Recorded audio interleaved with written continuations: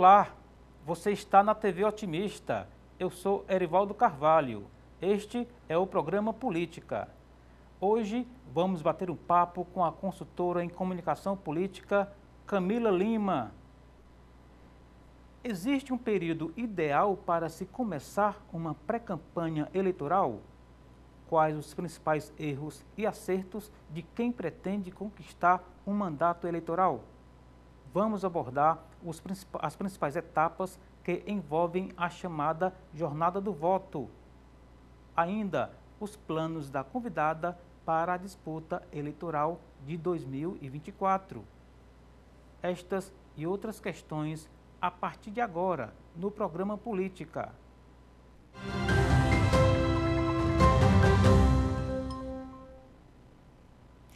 Camila Apollon de Lima é jornalista. A convidada é especialista em assessoria de comunicação social. Camila Lima atuou em campanhas eleitorais e em mandatos parlamentares. A entrevistada também desempenhou funções em órgãos públicos e na iniciativa privada. E é com a consultora Camila Lima que converso no programa de hoje.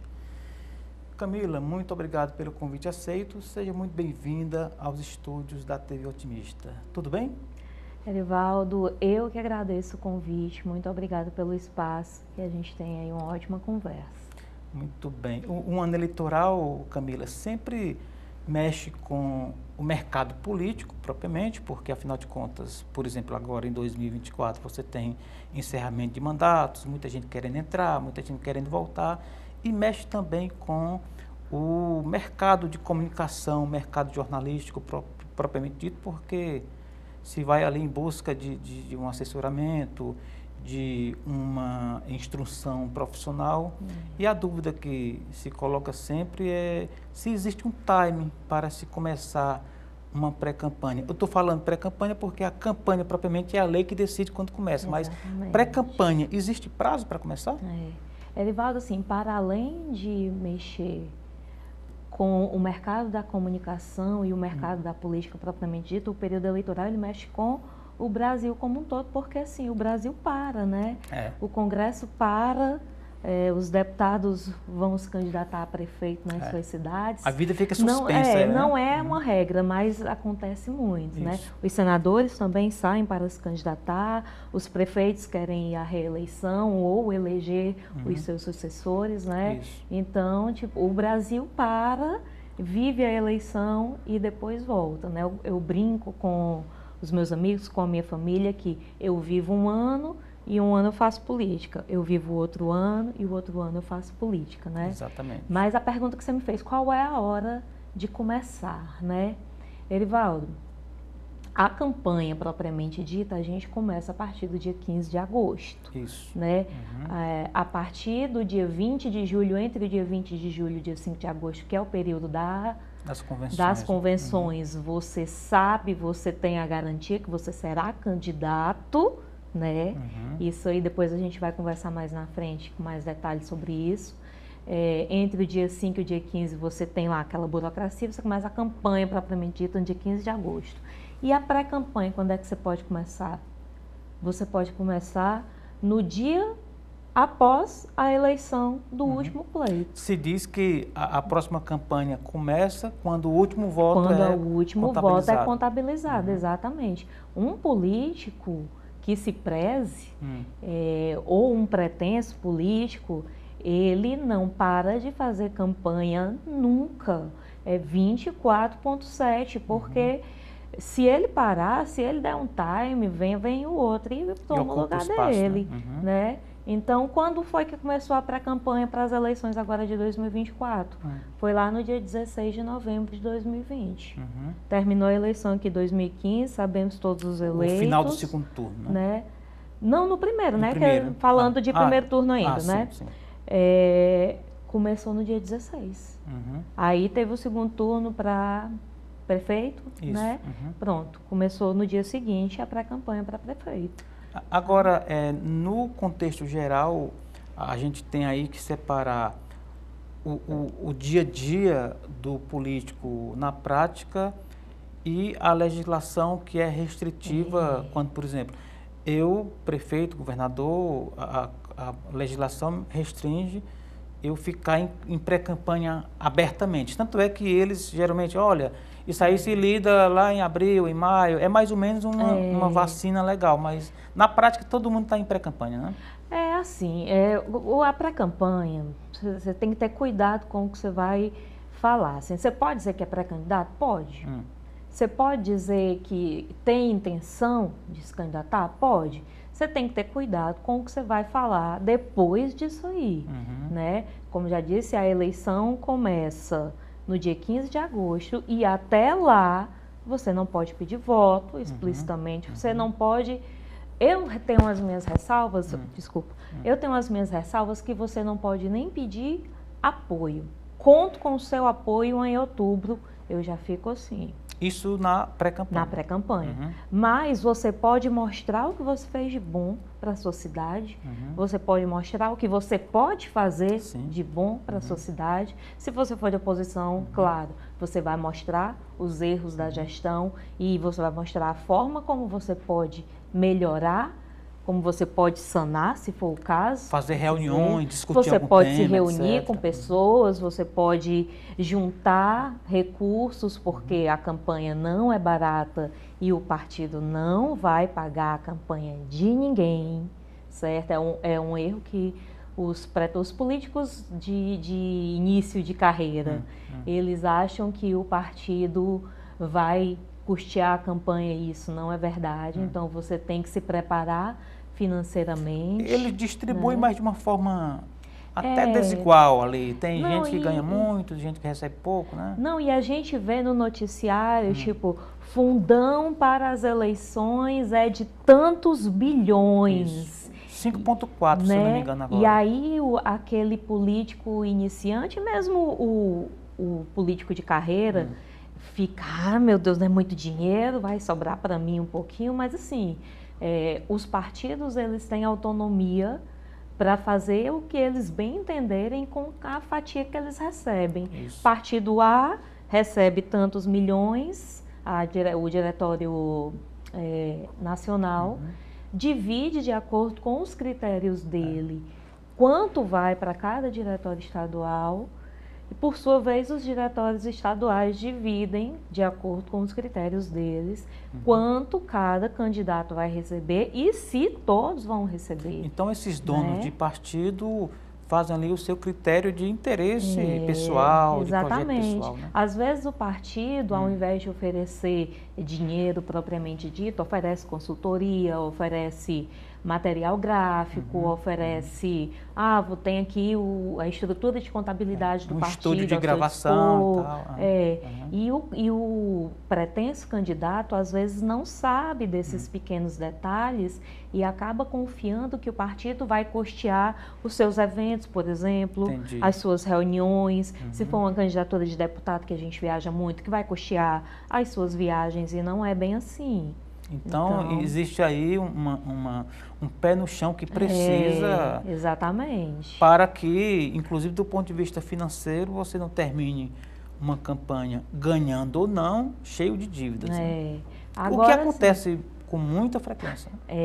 Sem contar na hora da prestação de contas, sempre tem um questionamento aqui e acolá. Agora, voltando, o que você pode falar ou deixar de falar nas redes sociais, por exemplo, que em tese... uma estrutura gratuita, né? Você abre lá o seu YouTube, você cria o seu canal, você pode falar do que você quiser, desde que você não peça voto. Eu estava dizendo que eu estava aqui com o celular na mão, que eu vou ler o artigo da lei 9504 de 1997, que fala exatamente sobre propaganda antecipada. O artigo 36A diz o seguinte, não configura propaganda eleitoral antecipada, desde que não envolva pedido explícito de voto, a menção à pretensa candidatura, ou seja, eu posso falar que eu pretendo me candidatar. Entendi. Né?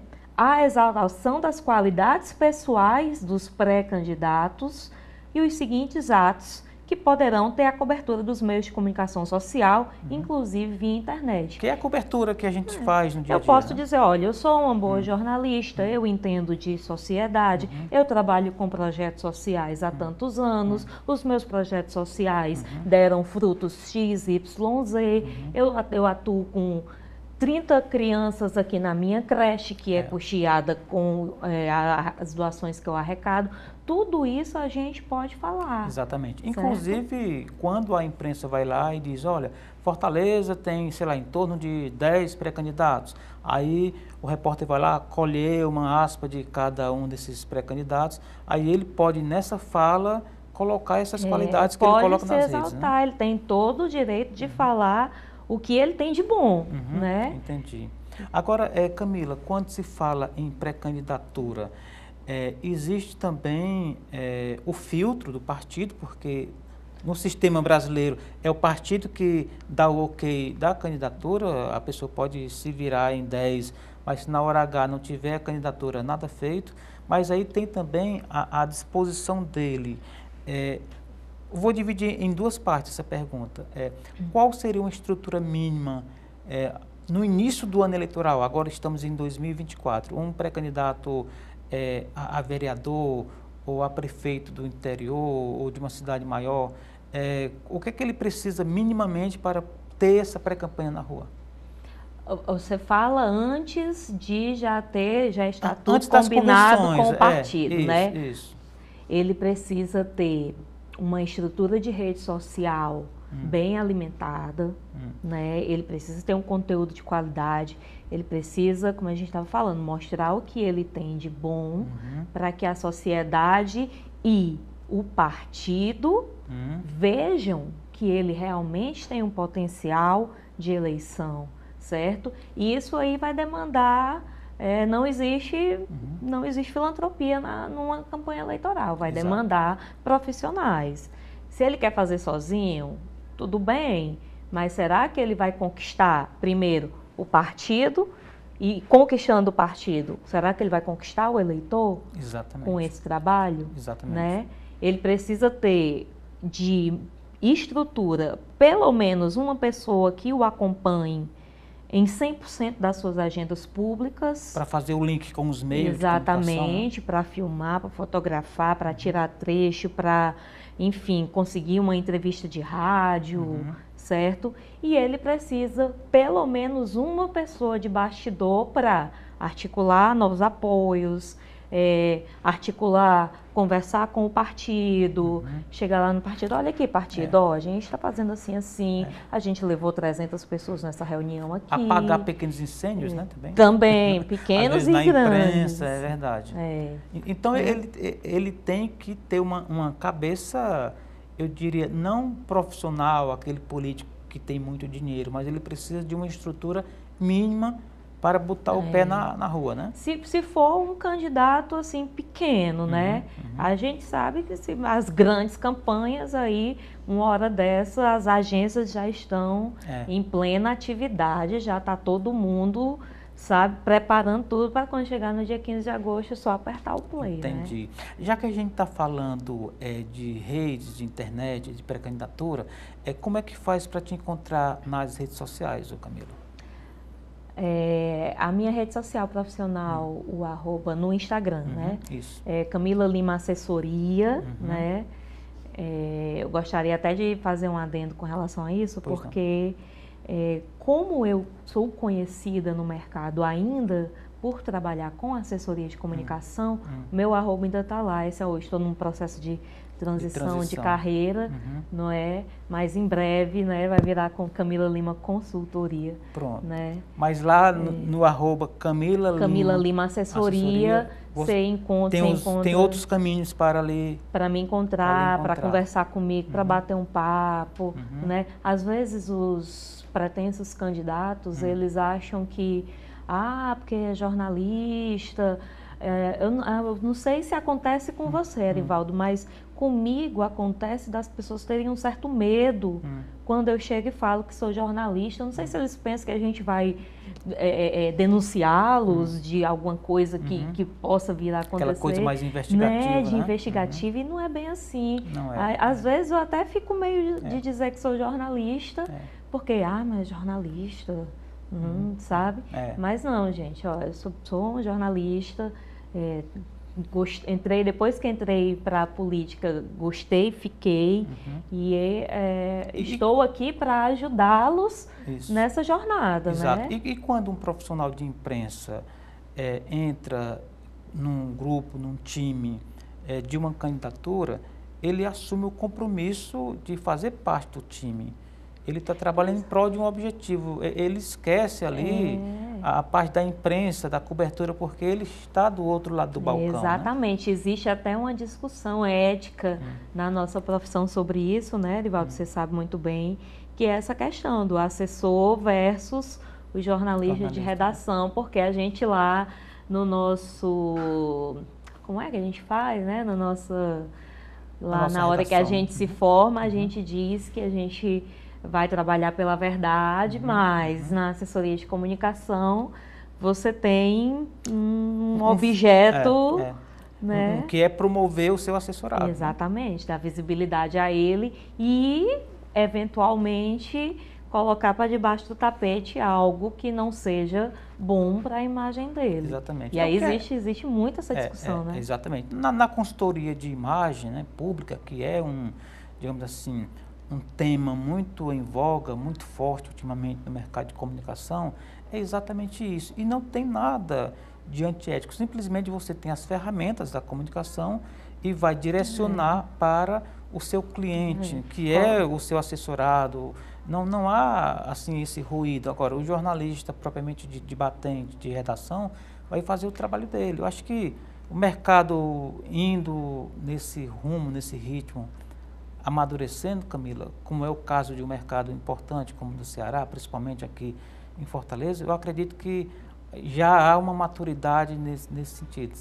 E assim, ainda que o jornalista que compõe a equipe do político não consiga esconder A ou B, fato A ou fato B, que o político não gostaria que ganhasse notoriedade, a gente pode negociar com a imprensa meios de amenizar esse dano à imagem dele. Exatamente. Né? E aí o papel do profissional é importante. Então, no final das contas, ele vai agradecer por ter um jornalista na equipe. Não é o articulador que vai fazer isso por ele, Exatamente. Não é o jurídico que vai fazer isso por ele, que às vezes eles confiam no jurídico, mas não é. Quem negocia com o jornalista é outro jornalista. Perfeitamente, ficou muito claro, foi muito bom esse gancho que você deixou. Eu vou fazer um pequeno intervalo, tá bom, Camila? Daqui a pouco a gente volta aqui com a consultora em comunicação política, Camila Lima, aqui conosco no programa Política, na TV Otimista.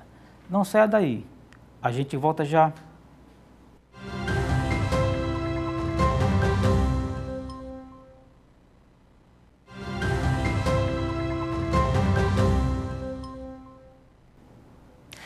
Estamos de volta para o segundo bloco do programa Política de hoje.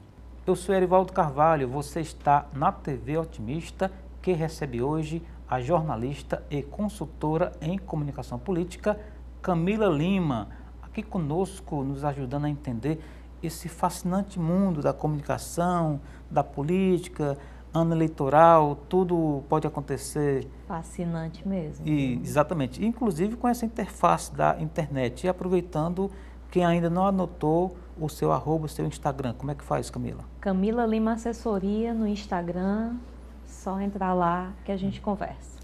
Tá certo. As redes sociais precisam ser regulamentadas, como está sendo posto aí nesse debate nacional? Isso é bom, é ruim? Está dividindo opiniões, né, Camila? Erivaldo, precisa. Eu acho que precisa. Você acredita que, por exemplo, eu não vou ser candidata a nada, nunca na minha vida, se Deus quiser. Mas se eu quiser impulsionar, se eu quiser anunciar um conteúdo meu, eu preciso também ter todo o rótulo, toda a legislação específica do conteúdo do político, que isso aí já é um papo para um outro dia, mas a legislação ela é muito rígida nos anúncios de política, e eu, que não sou política, que não vou me candidatar, preciso seguir essa mesma legislação, e eu acredito que esteja certo, porque assim, a gente sabe que tem o lado A e o lado B. O lado A é eu falando aqui o quanto eu sou boa, o quanto eu posso ajudar a minha cidade, mas o lado B, por detrás dos panos, eu vou lá dizer que o Erivaldo, que é o meu opositor, não fez nada, traiu a mulher, ou mandou matar não sei quem. A gente sabe e hoje, que com a essas inteligência coisas artificial, acontecem, né?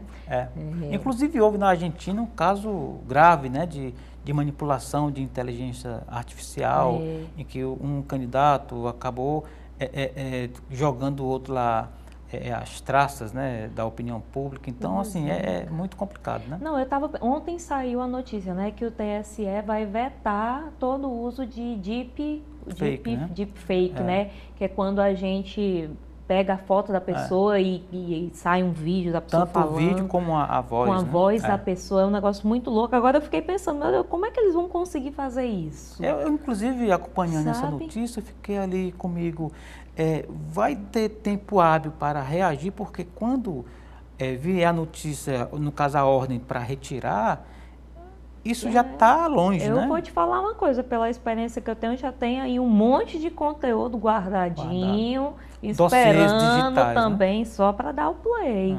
E eu fico pensando também, porque assim, por exemplo, foi vedado uns anos atrás o uso de carro de som passando, né, com o jingle, vote fulano de tal, não sei quem.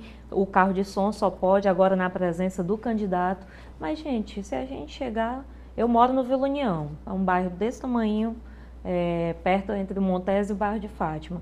Se você chegar lá em período eleitoral, vai ter um carro de som tocando. E não tem um candidato? Sem candidato, tocando lá, vote no fulano de tal, número 1, 2, 3, 4, 5, 6, 7, 8, sabe? Entendi. E o TSE não consegue dar conta. Não tem perna, né? Como é que ele vai dar conta de vetar esses conteúdos de inteligência artificial, sabe? Vai, como você disse, vai dar tempo, são 45 dias de campanha. Às vezes com provedores fora do país. Pois é, como é que ele vai achar, até o que ele vai descobrir se se não é, se o candidato vai provar que aquilo é falso, sabe? Eu não sei como é que vai ser isso, não. A não ser que haja, e eu entendo que vai ser mais ou menos nessa linha, o que não puder ser atalhado ali durante a campanha, poderá posteriormente ser concluído e aquele candidato eventualmente eleito, né, seja cassado em função dos crimes eleitorais que cometeu na campanha. Pode ser que seja alguma coisa por aí, né? De qualquer forma, é um grande desafio. Agora, do ponto de vista da consultoria, da assessoria, falando aqui do lado bom da internet, das redes sociais, é uma ferramenta indispensável, né? Principalmente para quem não tem uma equipe estabilizada, né? Assim, uma equipe formada. Erivaldo, eu não sei se você percebe, assim, eu tenho uma tristeza muito grande na internet quando eu vejo a quantidade de erros de português cometido pelos nossos políticos, os nossos textos políticos eleitos. Sabe, textos sem concordância, que os meus amigos vão ver essa página, eles vão rir, porque assim, eu brinco com eles, eu nunca pensei que eu ia ser uma senhorinha que ia estar reparando nos erros de português dos outros, mas assim, aí a pessoa acha que jornalista não é importante, que basta uma pessoa para tirar foto e vídeo, e esquece que tem um texto junto com a foto, Tem que ter um profissional por trás. Pois é, mas aí a pessoa não contrata profissional, pode se utilizar dessas ferramentas desde que ela saiba usar, use com sabedoria, os chats GPTs aí da vida, eles podem ajudar, né? Mas assim, usando com parcimônia também, até porque eu não tenho muita experiência com chat GPT, eu confesso para você que eu sou da velha guarda, eu prefiro eu mesma ir lá e escrever, né, o que é que eu acho, o que é que eu penso, mas... ao que me parece, os textos ele acabam sendo muito iguais uns aos outros e muito de fácil reconhecimento que aquilo ali não é um conteúdo autoral. Então, sim, candidato, Se você não consegue, se você não tem estrutura para ter um jornalista e quer usar o ChatGPT, use, mas use com cuidado, Entendi, sabe? entendi. Faça o mínimo de revisão, peça para alguém revisar, se você não tem tempo, até porque assim, na minha cabeça o candidato tem uma função, chama-se pedir voto, na campanha, né? Exato, na campanha. Claro. Antes da campanha chama-se falar bem de si próprio e mostrar o que ele tem de bom ou o que a cidade tem de ruim que ele vai consertar. Entendi. Né? O resto todo é para a equipe fazer. Perfeitamente. Né? Ô, Camila, naquela linha ainda nessa área, internet, rede social, naquela linha, gente como a gente, né? O político quer ser o próximo, quer ser aquela pessoa que vai abraçar você através das redes sociais, e há algumas situações, e aí eu queria o seu comentário, de que alguns que exageram, por exemplo, e eu faço essa provocação numa pergunta, dancinha de TikTok rende voto, Camila Lima?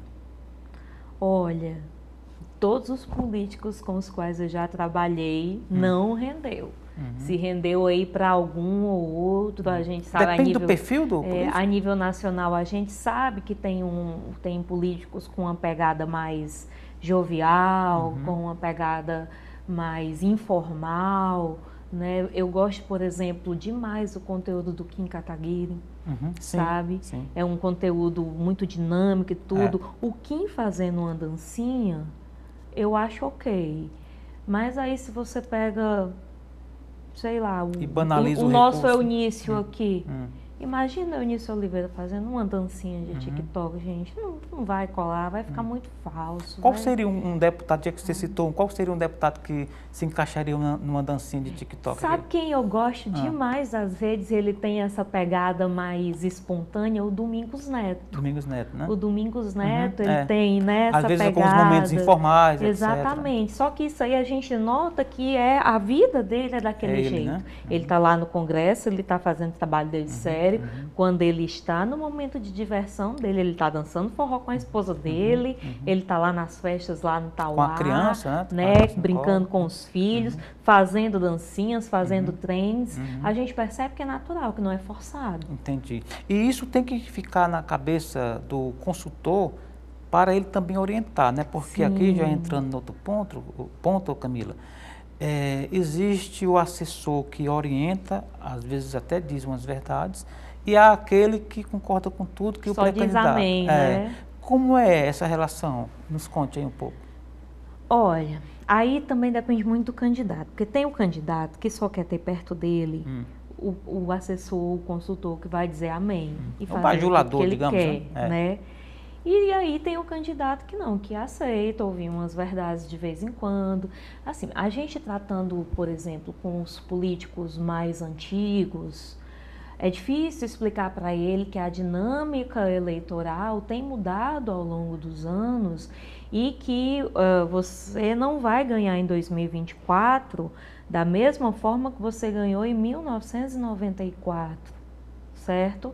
A campanha em 1994 era completamente diferente do que a gente faz hoje em dia. É uma geração depois, né? E tem político que tem certa resistência em ouvir isso, principalmente uma pessoa mais jovem do que ele, que tem menos tempo de política mas do se que ele, eu já ouvi isso de políticos, mas se ele for um cara assim, vitorioso aí por vários mandatos seguidos, ele pode chegar para o jornalista e dizer, meu filho, eu sei como é que faz, porque eu já fui eleito 5 vezes, né? Exatamente. Isso de alguma forma entra na contabilidade, isso né? a gente escuta demais. Olha, eu ganhei como é que faz, 5 eleições fazendo isso, não é agora porque você está chegando, porque você está falando de internet, que eu vou mudar o meu modo de trabalhar. Tudo bem, mas a gente pode tentar casar de alguma forma. E às vezes dá certo, às vezes não dá, né? Aí...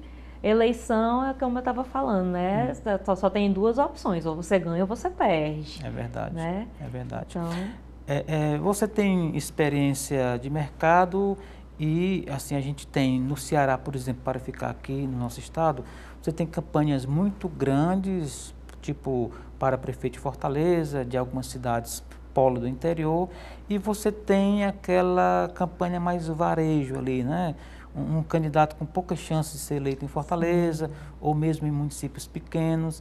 eu estou falando isso para perguntar o seguinte, em qualquer tamanho, uma campanha precisa de um mínimo de profissionalismo, de um profissional ali por trás, ou aquele município perdido no mapa é ainda ali no boca a boca, Camila? Erivaldo, eu vou defender que toda campanha tenha os seus profissionais. Mesmo que seja uma campanha de vereador de chorozinho, que precisa, sei lá, não sei quantos votos, digamos que precisa de 500. Ele pode conquistar esses 500 votos indo na porta de cada morador e conversando, mas ele pode facilitar a vida dele e usar uma equipe profissional, usar uma estrutura de internet, usar uma estrutura de comunicação, usar uma lista de transmissão de WhatsApp para economizar tempo e dinheiro e fazer a voz dele chegar de forma mais efetiva, mais assertiva por vezes, né? Ganhar mais tempo para pensar em outras estratégias, em outras articulações, né? Exatamente. Numa campanha política não existe só a comunicação, né? Tem a parte de articulação, tem a parte do direito eleitoral, tem essa parte do pré, né? Do pré-candidato, no sentido de negociar com o partido, viabilizar a campanha, né? Então, se ele vai gastar o tempo dele visitando casa em casa todos os moradores da cidade dele, qual é a hora que ele vai articular com o partido? Que ele vai articular com o prefeito ou com o opositor do prefeito? Porque o pré-candidato, além de ele gastar a sola de sapato, ele tem aquele momento de reunião, até mesmo para avaliar a campanha. Precisa. Vai receber, às vezes, a visita de alguém que vai apoiá-lo, alguém importante. Então, essa agenda também precisa ser controlada. Precisa, sim. Na minha cabeça, uma estrutura de campanha tem candidato, um coordenador geral, e aí vem as subs, né? Vem o contador, vem o financeiro, vem o jurídico, vem a comunicação. E todo mundo precisa se reportar a ele em algum momento da campanha. Né? Ele está lá preocupado pedindo os votos dele, mas ele precisa saber. Ele não vai precisar decidir se na reunião X são 500 copos de água ou se são 800 copos de água que precisa comprar. Para isso ele tem que ter alguém na equipe dele que vai decidir isso por ele. Mas ele vai precisar decidir se vai, por exemplo, viajar para 10 municípios ou só 4. Exatamente. Ou se na hora de viajar, alguém maior politicamente, digamos assim, do que ele o chamou e ele vai cancelar a agenda, que também acontece, né? Acontece demais. Às vezes, eu trabalhava num mandato que a gente gostava de divulgar o roteiro da viagem do final de semana e a gente parou de fazer isso porque a gente colocava cidade X no roteiro. Criava expectativa? Criava uma expectativa lá e acontecia ter alguma coisa a gente não ia, ou acontecia do apoiador da cidade Y, que era vizinho, dizer, poxa, você vai na cidade X, não vai na Y. Mas às vezes não dava tempo, às vezes não, enfim, né? Mas tumultua do que ajuda, né? E aí a gente resolveu suspender, né, a divulgação do roteiro da viagem. Muito bem. Concluindo esse segundo bloco, por gentileza, deixe novamente o seu Instagram para quem ainda não anotou das 2 primeiras vezes. Camila Lima Assessoria, viu? É @Camila Lima Assessoria. Camila Lima Assessoria. Muito bem. Vamos fazer um intervalo, tá bom? Pois não. Portanto, daqui a pouco, mais Camila Lima, no nosso terceiro e último bloco do programa Política de hoje. Não saia daí. A gente volta já.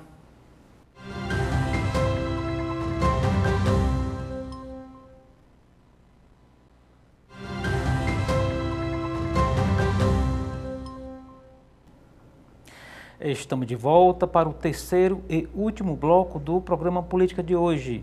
Você está na TV Otimista, que recebe hoje Camila Lima. Ela é jornalista, ela é consultora em comunicação política e aqui também pode ser encontrada nas redes sociais, não é isso? O seu @. Camila Lima Assessoria. Camila, a gente falou aí da dinâmica das pré-candidaturas, do preparo do político, etc. Vamos falar um pouco agora de mercado. Você tem muita experiência aqui no Ceará, em muitas campanhas, na iniciativa privada, no poder público. Conhece também muito bem Brasília, acompanhou um mandato federal. Brasília é uma excelente escola para quem atua na área. Demais. E se a gente voltar aqui os olhos para o Ceará, em termos de mercado, como é que estamos aí em nível de Nordeste, em nível de Brasil, Camilo? Erivaldo, do Ceará, eu não sei, eu estava esperando passar o carnaval, e aí agora estou esperando começar aqui a janela partidária. Eu estou sentindo que as pessoas ainda estão um pouco reticentes, sabe? Estão com o freio de mão puxado, sabe? Não vejo um trabalho mais agressivo no sentido de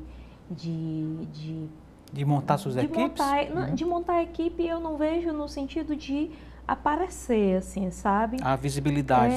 Exatamente. Eu acho que as pessoas estão esperando e na minha opinião, é um grande erro esperar, porque, assim, como a gente já conversou, a hora certa começou 4 anos atrás.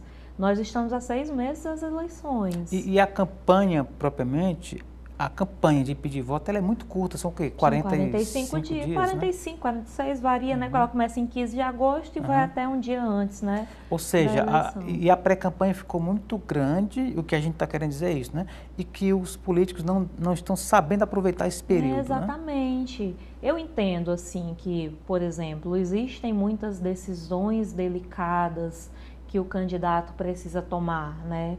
Ele precisa decidir se será a oposição, se será a situação. Com quem vai coligar. Com quem vai coligar. Ele precisa conquistar um partido. Eu digo que o candidato precisa conquistar o partido, né?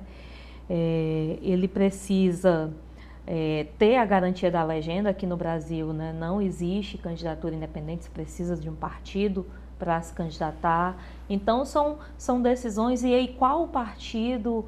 Digamos que eu tenha um trabalho estabelecido, todo mundo sabe do meu potencial e tudo. Qual partido eu vou? Porque tem o partido que você se elege com 3.000 votos, tem o partido que você só se elege com 12. Sabe? Essa escolha ela é muito delicada. E há partidos também que não aceitam pré-candidatos com muitos votos, porque lá já existem alguns que querem serem eleitos, né? E aí fica aquela coisa, porque tipo assim, digamos que eu seja uma candidata de 6.000 votos, nas eleições passadas tirei 6.000 votos, não me elegi. A gente está falando o quê? De vereador de Fortaleza? Vereadores de Fortaleza, digamos, né? O partido que consegue colocar um vereador com 3.000, com 3.500. Agora a legislação mudou, que antigamente era 10% quociente, agora é 20%, né? Agora é 20%, isso. Não vai ter mais 3.000, mas digamos o cara consegue colocar um vereador com 4.000 votos, ele já fica meio assim de me receber com 6, porque ele sabe que a vaga vai ser minha. Vai ser sua.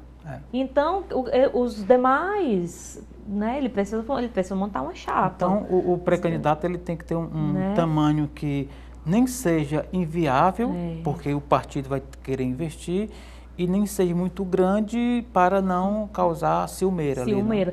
Ao mesmo tempo, eu não posso, com os meus 6.000 votos, bater na porta do partido cujo candidato se elege com 10, com 12, com 15. É verdade. Porque aí eu serei o que a gente chama no jargão da política apenas uma bucha, né? Então, cabo eleitoral de luxo, né, digamos assim. Né, essa escolha do partido, nossa, na minha opinião, é o período mais delicado que tem em toda a jornada da eleição. Exatamente.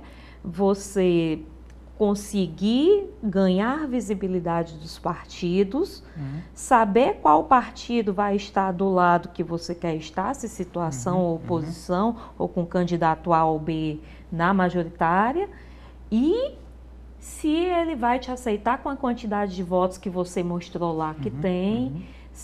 Nossa Senhora, é uma equação ali. É uma equação complicadíssima. É por isso que muitos miram em algo e acerta em outra coisa ali, né? Muita gente fica por aí no meio do caminho nessa hora. A propósito de Câmara Municipal, Camila, eu estou colocando aqui a Câmara Municipal de Fortaleza porque veio aqui na nossa conversa, mas é incrível a quantidade de pré-candidatos, principalmente marinheiros de primeira viagem, que não conseguem dizer as funções que ele vai cumprir caso seja eleito, por exemplo. Tem muito pré-candidato a vereador que não sabe o que é que um vereador faz. Isso, onde é que está a falha? É dele mesmo que não fez o dever de casa? É o partido que deixa correr solto? Deveria haver algum curso? Olha, que isso acaba caindo nas costas do profissional, né? Erivaldo, eu vou te falar uma coisa, eu acho que a culpa é nossa, nossa do Brasil. Do eleitor, né? Não, do Brasil, de não educar, sabe?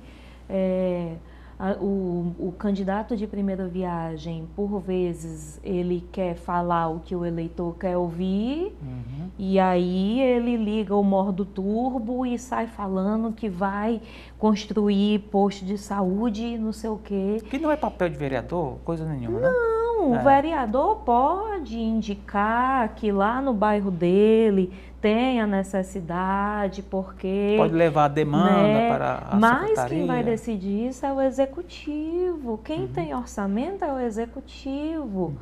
E aí, tem que ver se o candidato também sabe uso de má fé ou se ele realmente não sabe, né? Se ele está levando... Porque ele vai lá e diz, nós vamos construir 5 creches aqui no bairro, nós vamos construir 2 postos, nós vamos trazer não sei o que lá. Alguns até colocam no material de campanha, né?